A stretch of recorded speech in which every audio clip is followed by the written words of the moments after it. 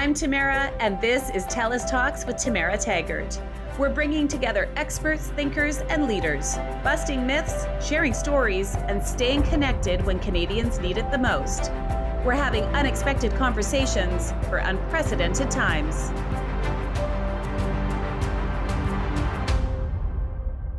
Hi, everyone. Today I'm talking to Dr. Elka Walsh, who has been working in education for over 2 decades. And today we're going to talk about education and COVID-19. Dr. Walsh, Elka, what do you prefer? Elka, please. Okay. So nice to talk to you. And I mean, this is something that so many of us are dealing with right now is our kids. We're worried about their education. We're worried about, how they're all handling all this online time. And I mean, maybe you could give us just a little bit of an idea of your background when it comes to education, because I know this is a huge passion of yours. It really is. And, it's built off of really what is 20 years in post-secondary education, planning out new programs, teaching students. So I taught students both at Humber College and also at McMaster University. And then as a chief education officer at the Calgary Science Centre, where working with K-12 students and their teachers to really create those innovation experiences for students and get them excited about what they could possibly do with that creativity. Okay, so I mean, March 13th was the last day of school for my kids. And it seems like I can't believe that we're in May. It's hard to believe. So when you first heard that, school was not going back, what were your immediate thoughts? Tamara, I've got 2 kids myself. They're in grade 6 and going into grade 10. And I was a little bit nervous for them. They're teachers who care so deeply about what they do and engaging them in the classrooms. And especially in K-12, online learning and virtual learning is just not something that we typically do. It's so much more experiential and about community development and building out those social skills as much as the technical skills. So I was a little worried, especially for the K-12. And then thinking about how far we've come in post-secondary education, where our universities and colleges in Canada are doing an amazing job of building out experiential learning for their students, regardless of their program. I was a little nervous about what that was going to mean for everyone. Yeah, I mean, me too. I still am because, it's funny. We all have different learners and we all learn differently, even as adults, right? And I think we know so much more now. And I know as a parent, I know that with my 3 kids, like you, I have someone in grade 6, someone in grade 7, someone in grade 4, and they're all very different learners. Yeah. My son has Down syndrome, so that's a whole other conversation that we won't have right now about special education because that's very complex, especially when it comes to online learning. But when you look at your typical students in school right now, and you talked about the social aspect of it. That's what I've noticed is missing but we're all missing it because we're all in self-isolation. But kids, it's different because, especially teenagers, right? Because that's a huge part of who they are is their social world. So what do you, when you think about the social aspect, when we take that part out of the learning, but I guess it all is learning, isn't it? Well, it really is. And, one of the things that I've been watching the kids do and the teachers are trying to do is create more collaboration with the kids online. But, I think we also have to remember that learning happens everywhere. And so, I've got 2 kids with dyslexia. I worry about that as well, making sure that they've got the opportunities to engage. And in a traditional classroom, that can be really hard for kids who face barriers. In this online environment, though, where they've got so much more autonomy to think about when and how long they're going to engage in an activity that is designed by their teachers, that's really empowering for them. So watching them, for me, that's been a huge benefit of this environment, is watching them grow as that independent learner. But I think it's also important that we don't forget that our kids deserve an opportunity to go and explore and learn about things that they're just interested in.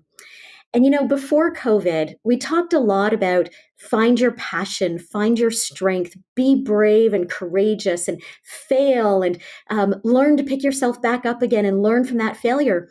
And now in COVID-19, I'm seeing more and more this fear of failing, this fear of going out and exploring. And how do we get the kids to just learn their times tables? Well, there are lots of ways they can do that. Learning is not boxed in a traditional classroom, nor is it boxed into an online environment.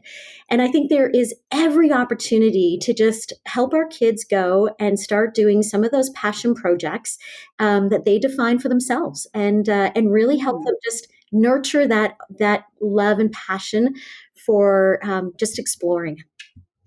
Okay, so what do you say to parents who, can't seem to balance? I mean, I'm one of them, the online schoolwork, and then you're also trying to do your housework and trying to either find work or continue to work at the job that you have. Or how do we find this balance? What do you tell parents? Yeah, I'm with you. Balancing my partner, he works, I work. Two teenage boys, trying to do schoolwork, helping them just try and find some of that passion that they want to go out and do something with. And it's never going to be perfect. And I think that's one of the really important things. When we think about how we've scheduled our kids to go and do all of their activities, there is a real wonderful lesson in this COVID-19 around letting go of some of that perfection and just letting kids be bored a little bit, and figure out what they're going to do. There's so much when we think about some of the great innovators of our time, and in history. Much of that innovation was born out of boredom. And so one of the things why I'm not worrying about what the future looks like, because whatever the future for learning and for our kids is going to look like, it will be different than what we've known so far. But if we allow them to go out and really tap into that curiosity to ask a question and then go out and find it, I think they're going to find their path rather than walking the path that we are trying so hard to clear for them. So rather than preparing the world for them, we're going to prepare them for the world. And I think that's part of building out that curiosity. Yeah, it is so true. I think, I was always bored as a kid, and it is where great, ideas come from, that alone time and learning how to, it's very interesting. So our education system, the way it is now, one thing I've realized myself about education is that it seems very resistant to change. It's hard to change things, the things that we're teaching in school, the way that we're teaching, like it's very resistant. And maybe that's because there's so many people involved, but do you think that our education system is broken, or this is a good wake-up call? I think this has been a wonderful opportunity for educators to really, really start thinking through hard the conversations we'd started before COVID. There have been a lot of conversations about how do we support kids to develop out digital skills? How do we help them have that innovation, that creativity, that desire to go out and build for the future? But when we think about where the system has been, there's been a lot of emphasis on conforming and assessment and having students fit into the boxes that we've created, because we know that recipe works for what is success, but success for what is an old model. And if we look back in time, whenever the world has had one of these great reset moments, education has always adapted and evolved to meet whatever it is that society moves into. It's how we actually got this current educational model as we were moving into the post-Depression era and after World War II, the massification of education so that everybody could have an opportunity. Well, this is our great opportunity to start to think through how do we change the way that we are helping students develop out the skills that are needed and do so for a world that is fundamentally different from what we knew. That's going to require some bravery, though. So there are going to need to be educators and education leaders and policy thinkers who need to work together around what does an infrastructure look like? What's the funding model? Do we really need kids to come in Monday to Friday and sit in a classroom of 30 students? What if we did something differently? What if we kept up with some sort of hybrid learning that was promoting some that really flipped classroom where students are online reading, watching videos, in developing out those digital skills, that digital fluency that we keep talking about? And what if they came into school for a couple of days and started working on projects in much smaller groups where their teachers could really see them and engage? Why do our classrooms have to be about 30 students? Why don't we rethink this entire way that we're engaging our students in that learning journey? Now's the time to rethink it. What I'm watching is more and more educators and education leaders starting to ask these kinds of questions. We just can't lose the momentum behind it and really need to be brave about it. And when I see your face and I hear your voice talking about this, it feels and sounds optimistic. Like this is one of those moments where there is an opportunity, it seems, to grow and be better, and push some boundaries and see how we can improve things. Do you think we could be 100% education online? I, connection, that people connection, we can't eliminate that. Learning is a team sport. We learn better when we learn together. But there are some times when people can and should be learning some things on their own. Some of that quiet reflection time. But it is a team sport. But there are moments when it works best when we're together in that learning. So something that feels more hybrid is probably a sweet spot, especially for kids who might face some barriers in their learning. Because right now, if they don't get it in class right away and they're not able to process it in the moment and keep up with the class, there are a few things that happen. One, learning becomes the enemy. It becomes stressful, and we know stressed brains don't learn. But if they're able to, in an online environment, go back on some concepts, go back on their own pace, and really work through some of that skill development, we're going to see some of that self-esteem go up, and we're going to see some of that love of learning come back for a lot of students that face these barriers. And I think we can't discount that as we're imagining what the future of learning and that system needs to look like, the power of a teacher to really just light that spark in a student, we can't eliminate that. That's so important that Mm-hmm. be there. And what does that inclusive system look like? Now's the chance to design it. Yeah, it's interesting because I think we can all look back and think of our favorite teachers. Right. The teachers that inspired us to do something, or, pushed us to try something new, or really just, was that comforting face, in your day. And I agree with you. I think it would be very dangerous to lose that, because teachers are so important in our development, especially the good ones. And there are so many good ones that really make a difference for so many of us. What about, when we talk about being digital, it's not always inclusive, right? Because we have so many kids that are living in poverty and they don't have access to, an iPad or a laptop or any technology really. And that's a huge portion of children in our country. And I look at the school that my one of my kids is at, and the parents, the PAC, we raised thousands and thousands of dollars to get some iPads into the school.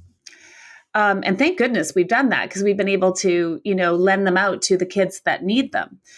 So how do does this, moving, if we were to move forward in this way, you're talking about policies and ideas where we have to think of everybody. So it's all inclusive. Exactly. And there are so many things that can be done around this. And we've seen some of that effort already happen in response to COVID. where there is access to Wi-Fi and internet starting to be provided to kids who come from at-risk environments. We also are watching that kind of fundraising, the choices being made by institutions, K to 12 and post-secondary, about diverting their dollars to support access to these kinds of tools, so that everybody has that access. I think what COVID has helped really unearth for all of us in education is just how expansive that need for access to the right tools for learning really is. And so we need to make better choices. That's part of that new system design. We need to make different choices about how we're investing in learning so that everyone comes to it. And that's the thing that I think is the best opportunity in this. We know as educators, many of us get into education because we know it transforms a life. It fundamentally changes outcomes, health outcomes, economic outcomes. The likelihood of, it decreases whether or not the chances of someone going to jail will happen. These are all incredible outcomes for society. How do we just make it that much more reachable, and not just to engage, but to complete high school and complete post-secondary education? So, it's those pieces that as we start thinking this through, it's access to computers, it's access to Wi-Fi, and what's more is it's access to supports and other learning opportunities. I think about what we're doing at Microsoft around providing opportunities for educators. So we're helping them develop out the lesson plans and the digital content so that they can stay current, and helping them as teachers embed that in their learning experiences. And with that comes social emotional skills and online digital safety. I think about TELUS and the digital tools to help keep kids safe while they're online. These are all the tools. This is about community coming together to make for a really prosperous future. We've got these tools. Now we just need to go and stitch them together in a really different kind of way that's powerful for us. Mm-hmm. You mentioned Microsoft. So you are an educator who Mm-hmm. now works with Microsoft. Yeah. And it's interesting because my son's school uses the Microsoft Teams. Mm-hmm. So of course I had to learn how to use all of this, and the teachers all had to learn how to use all of this. And it's pretty incredible how fast we can pick up on it, right? You just need to spend time. What I want to know is in your background with Microsoft and as an educator, can I leave my kids alone to do their online school? So let's just take my 9-year-old and my 11-year-old. They seem like they're self-starters. They're really into it, and they go and do their work and they get their homework done. And Yeah. where should I be? Should I be hovering over them, or am I okay to step back and let them work with their teacher on this? I try and set them up. So the approach that I take is, make sure they're logged into the site, and they have in front of them the proper location. I start my Mondays with the kids orienting to what's on their site, and where the expectations are, so we all know. There's a great opportunity around letting them engage with with themselves as independent learners to figure some of these pieces out. I think that's a really important skill set for them to develop. And the other aspect is that the educators are there. Their teachers want to be engaged in this with them. And so most teachers have started some sort of online chat group or video conferencing they're doing with the students. Really, I think it's about taking advantage of those situations, and really helping your young person figure out that there is this broader community. It's not just them. It's not just mom or dad. They can take ownership. They have agency, but they also have the support of their team of educators. I try and give as much independence as possible while just keeping track that they're actually doing what they're supposed to. Because our kids are savvy kids. They know how to access YouTube. They know how to go and find Netflix. I think we just have to make sure that they're actually doing their schoolwork. Yeah. And it's, when it comes to expectations, Mhm. parental expectations. Do you think that, yeah, I mean, you mentioned it earlier on in our conversation about, our kids are so scheduled and that this is a huge shift for many of us. We're used to driving here, there, and everywhere and being at school at 3 to pick people up and, get them to a swimming lesson or whatever it might be.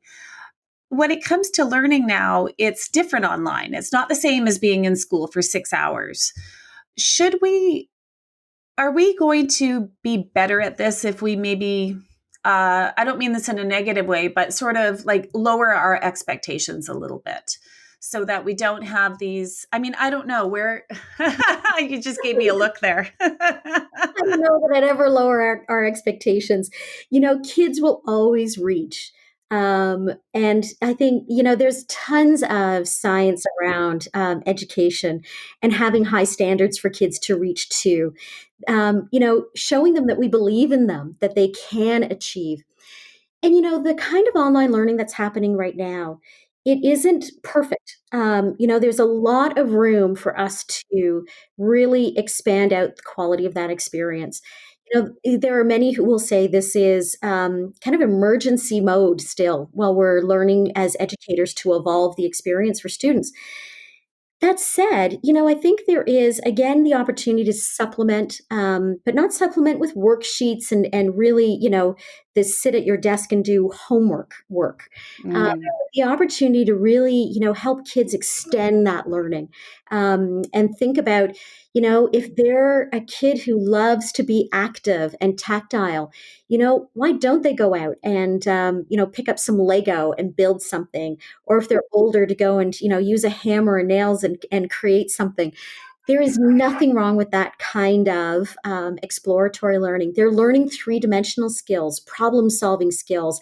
They're learning math and ratios. They may not have the language for it, but that application in the experiential world is there. And so, I think there are these wonderful opportunities to maybe just shift our understanding as adults about how we support that kind of reaching and excellence. And we all know our own kids the best, and we know what is working and what isn't working. And of course, we have some pretty transparent conversations with our teachers, and which is great because a lot of our educators are also parents and they're dealing with their own stuff at home too. So this is, Mhm. a huge learning curve, not only for us as parents, but for the teachers, all of our educators and support workers. We're all kind of, we've been thrown into this and together, and everybody's trying to make it work the best.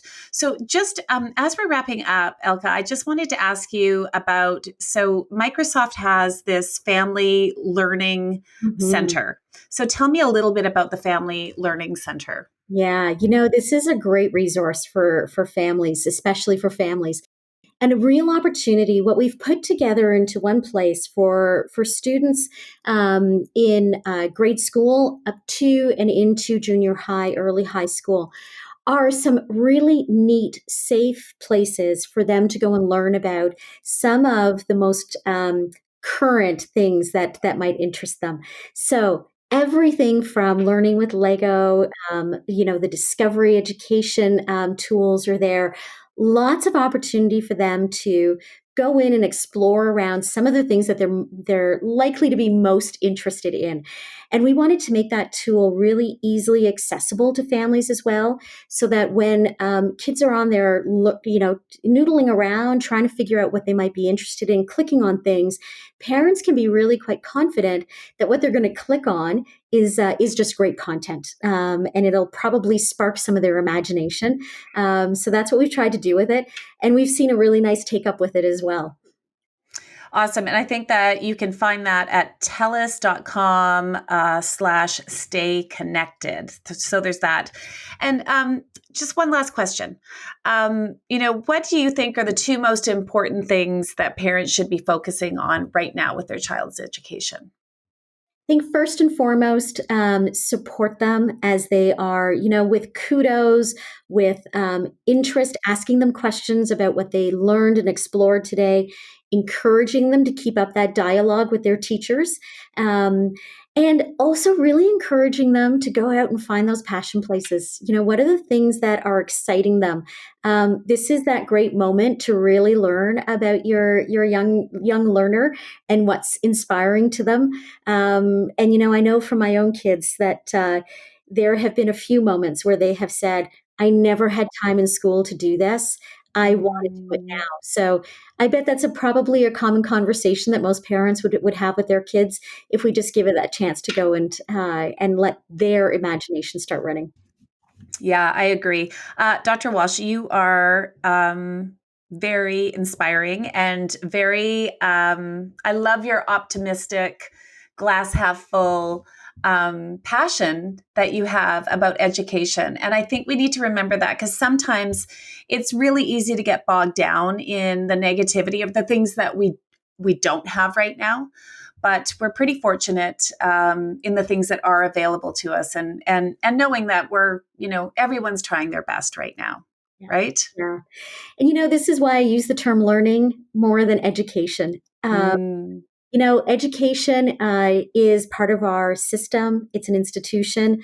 Learning is a verb, and it's really something that when we double down on learning, wherever that's going to happen, we double down on the future, and that gets exciting. I don't know how we can get worried when we watch the lights go on as somebody goes and discovers something.